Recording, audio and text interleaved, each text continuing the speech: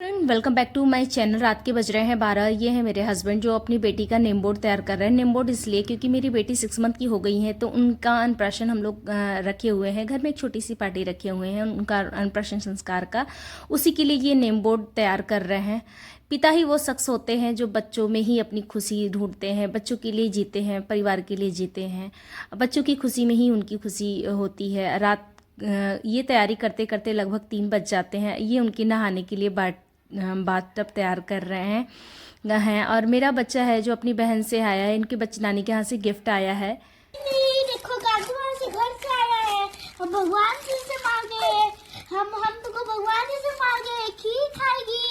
6 month की हो गई ना, हम तुमको खाना खिलाएंगे, दूध पीना है, डाल के पिला देंगे हम जी।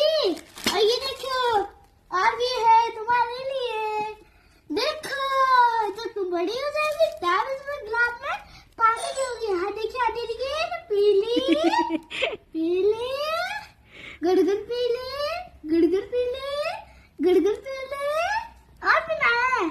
लो लो लो लो लो लो नेक्स्ट डे नहा धोआ के अन्नप्राशन के दिन मैं लग गई हूँ किचन में। और किचन मेरा ढेर सारा फैला हुआ है क्योंकि मुझे ढेर सारे खाने भी बनाने थे और सब अन्नप्राशन का सारा तैयारी भी करना था, सब तैयार भी होना था, बच्ची को भी तैयार करना था और सारा काम करना था।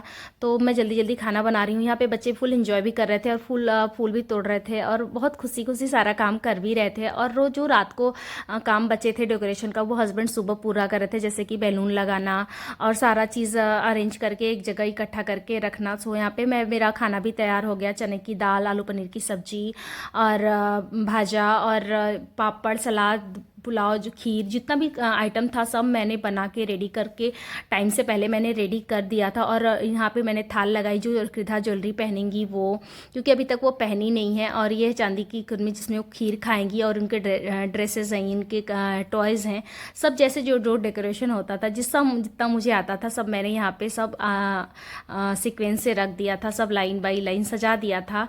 क्योंकि सारा काम अरेंज करके रखा था, फिर उसके बाद सब लोग आ जाते हैं तो वो टाइम नहीं मिल पाता है। यहाँ पे इनका ये फुल डेकोरेशन रहा जो हम लोग ने, मैं, मेरे हस्बैंड, मेरे बच्चे ने मिलके तैयार किया हुआ है। ये यहाँ पे जहाँ कृदा नहाएंगी वहाँ का मैंने इसको सजाया था। जब मैं रेडी होती हूँ तब मेरा बच्चा आता है, कुछ ना कुछ लेके तुरंत भाग जाता है। और यहाँ पे मैं रेडी हो गई और फिर रेडी होने के बाद मैं अपनी बच्ची को ले गई नहलाने के लिए। और काफ़ी खुश थी, काफ़ी एक्साइटेड हो रही थी।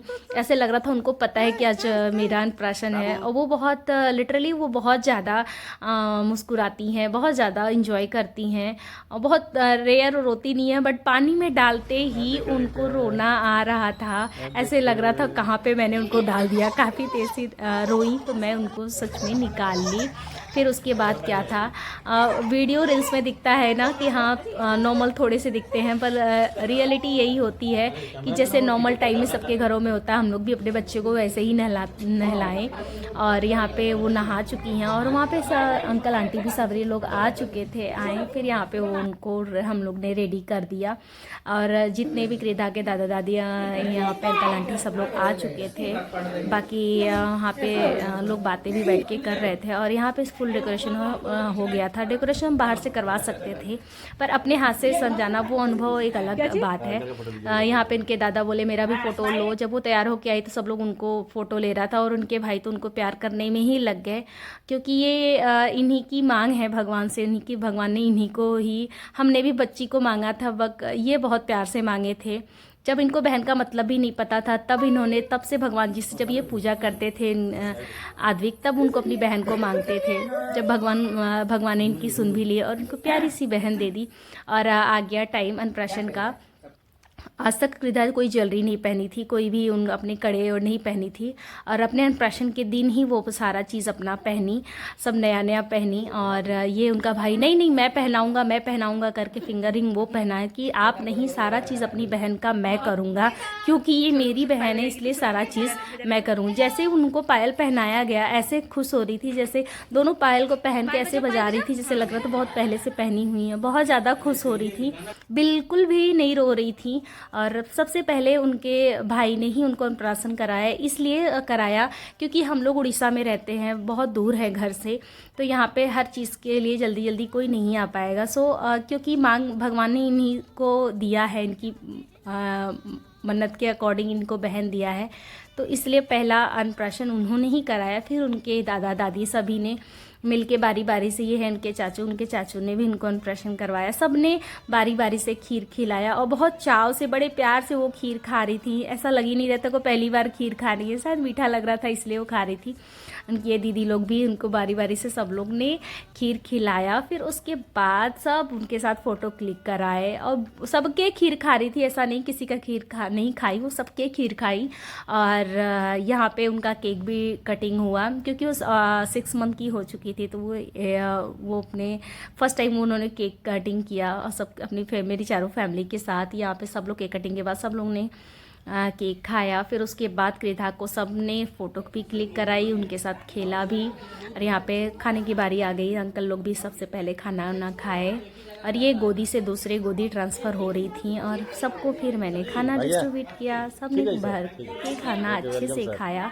और क्योंकि यहाँ उड़ीसा के डिशेज़ अलग होते हैं, हमारे यूपी के डिशेज़ अलग होते हैं, तो मैंने अपने यहाँ पे अपने तरीके से खाना बनाया था, तो सबको बहुत ज़्यादा पसंद आया और सब बैठ के एक साथ में खाना खा रहे हैं। यहाँ पे ये है मेरे हस्बैंड जो बच्ची को, अपने बेटी को पकड़ के गोदी में बैठे हुए हैं। और यहाँ पे जब शाम हो गई फिर हम लोग बैठ के, उनकी दादी ने अपने ड्रेस को खोल के दिखा रही थी कि देखो साइज़ का है कि नहीं, कृधा को पसंद आया कि नहीं। कृधा को फाइनली वो पसंद करवा रही थी और कि देखो तुमको कृधा पसंद है कि नहीं, वो सुन रही थी सब बात को सब को। और यहाँ पे वो अपनी दादी के गोदी में खेल रही थी, इधर उनको बहुत ध्यान से देख देख के खेल रही थी। और सब शाम का टाइम था, सबने चाय पिया और किसी न किसी टॉपिक पे डिस्कस हो रहा था। Good night, bye bye.